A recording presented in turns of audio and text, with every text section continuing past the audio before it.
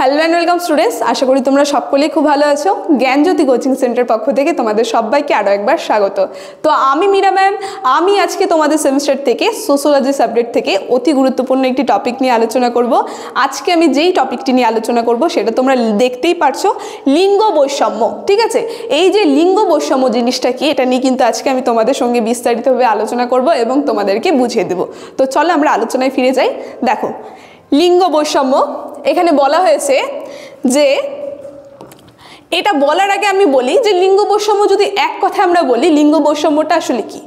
এই যে সমাজে যে আমরা দেখব মহিলা আর পুরুষদের ক্ষেত্রে যে একটা বিভাজন, একটা ভিন্নতা, একটা যে বৈষম্য যে আমরা লক্ষ্য করি, সেটাকেই বলা হয় লিঙ্গ বৈষম্য।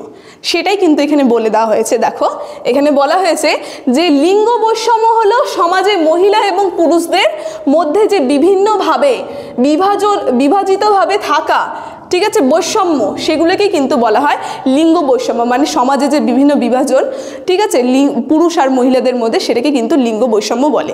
তারপরে বলা হয়েছে সেই সম্পর্কে বৈষম্য তৈরি হয় তাকে লিঙ্গ বৈষম্য বলা হয়। যেমন এটি সমাজে অন্যদের মাঝে বিভিন্ন ধরনের পরিচিতি, সংগঠন, তারপরে বিচারধারা, পদক্ষেপ এবং সৃষ্টিশীলতার মাধ্যমে কিন্তু গঠিত হতে পারে। আমরা দেখব এই যে লিঙ্গ বৈষম্য যে তৈরি হচ্ছে, এর বিভিন্ন কারণ, বিভিন্নভাবে কিন্তু এই লিঙ্গ বৈষম্য তৈরি হতে পারে। কি কি বলেছে? যেমন বলেছে পরিচিতি, ঠিক আছে, আমরা পরিচয়ের ক্ষেত্রে দেখতে পারবো, মানে পুরুষ বা মহিলা যারা রয়েছে তাদের পরিচয়ের ক্ষেত্রে আমরা বৈষম্য দেখতে পারবো, লিঙ্গ বৈষম্য লক্ষ্য করতে পারবো। তারপরে দেখতে পারবো বিচারধারার ক্ষেত্রে, বিচারধারা, চিন্তাধারার ক্ষেত্রে এই লিঙ্গের যে বিভাজন কিন্তু আমরা দেখতে পারবো। মানে মহিলাদের যেরকম বিচারধারা আলাদা, পুরুষদের ক্ষেত্রে তাদের বিচারধারা আলাদা হবে। তো এই যে বৈষম্যগুলো কিন্তু আমরা দেখতে পারবো, এর মাধ্যমে কিন্তু এই লিঙ্গ বৈষম্যগুলি তৈরি হয় সমাজে। দেখো, তারপরে বলা হয়েছে যে লিঙ্গ বৈষম্যের কারণ কি কারণে, মানে এই লিঙ্গ বৈষম্য সমাজে তৈরি হচ্ছে, তার বেশ কিছু কারণ কিন্তু এখানে আমরা দেখতে পারবো। যেমন বলা হয়েছে, দেখো, লিঙ্গ বৈষম্যের কারণ হচ্ছে সাধারণত সামাজিক, ঐতিহাসিক এবং আর্থিক। ঠিক আছে, লিঙ্গ বৈষম্যের কারণ সাধারণত আমরা দেখব সামাজিক, ঐতিহাসিক, আর্থিক এবং সাংস্কৃতিক। ঠিক আছে, সমাজ যে সংস্কৃতিগুলো আছে সেগুলো পরিবর্তনগুলির কিন্তু ফলাফল হতে পারে। মানে এই লিঙ্গ বৈষম্য আমরা দেখতে পারবো কি কি দিক থেকে? সামাজিক দিক থেকে, সমাজের দিক থেকে কিন্তু এই লিঙ্গ বৈষম্য আমরা দেখতে পারবো।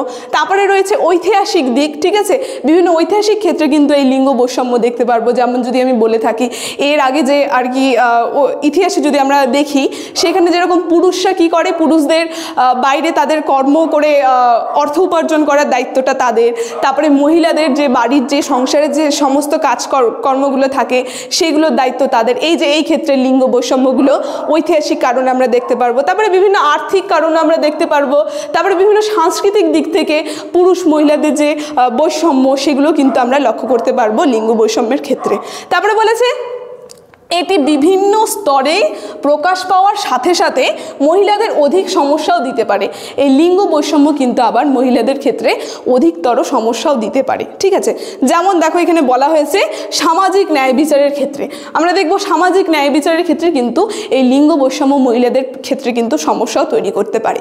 মানে ধরে নাও, যেমন পুরুষদের ক্ষেত্রে আলাদা বিচার হচ্ছে বা মহিলাদের ক্ষেত্রে আলাদা বিচার হচ্ছে। যেমন আগে নারীদের সেরকম শিক্ষা, মহিলাদের যে শিক্ষা সেটা অর্জন করার তাদের আগে ক্ষমতা ছিল না, তারা সেটা পারতো না, সেরকম কিন্তু আমরা দেখতে পারি। তারপরে বলেছে ন্যায় বিচার, তারপরে অন্যায়পূর্ণ ব্যবসা। ঠিক আছে, ব্যবসার ক্ষেত্রে আমরা দেখব অন্যায়পূর্ণ ব্যবসার ক্ষেত্রেও এই মহিলাদের কি শিকার হতে হয় লিঙ্গ বৈষম্যের। তারপরে রয়েছে শিক্ষা কেন্দ্রে আমরা দেখতে পারবো তাদেরকে শিকার হতে হয় এই লিঙ্গ বৈষম্যের।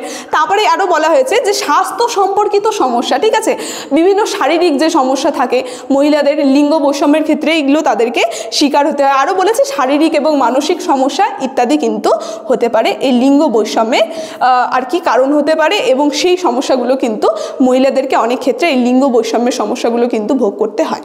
তো আজকে এই লিঙ্গ বৈষম্য নিয়ে ক্লাস আমার এতটুকুনি ছিল, আলোচনাটি আমি এখানে শেষ করছি। এখন আমি তোমাদেরকে একটা গুরুত্বপূর্ণ ইনফরমেশন জানিয়ে রাখি। দেখো, বোর্ডে তোমরা দুটো নাম্বার দেখতে পাচ্ছ, এটা হচ্ছে আমাদের জ্ঞানজ্যোতি কোচিং সেন্টারের অফিসিয়াল হেল্পলাইন নাম্বার। এখানে তোমাদের সমস্ত সাবজেক্টের নোটস, সমস্ত সাবজেক্টের অনলাইন ক্লাস করানো হয়। তোমরা যদি আমাদের সঙ্গে যুক্ত হতে চাইছো তাহলে বোর্ডের দেওয়া যে কোনো নাম্বার দুটির সঙ্গে কিন্তু তোমরা যোগাযোগ করে আমাদের সঙ্গে যুক্ত হয়ে যেতে পারবে। আর তোমরা অবশ্যই আমাদের এই চ্যানেলটিকে সাবস্ক্রাইব করে রাখবে। তো ভিডিওটি শুরু থেকে শেষ অবধি দেখার জন্য থ্যাংক ইউ।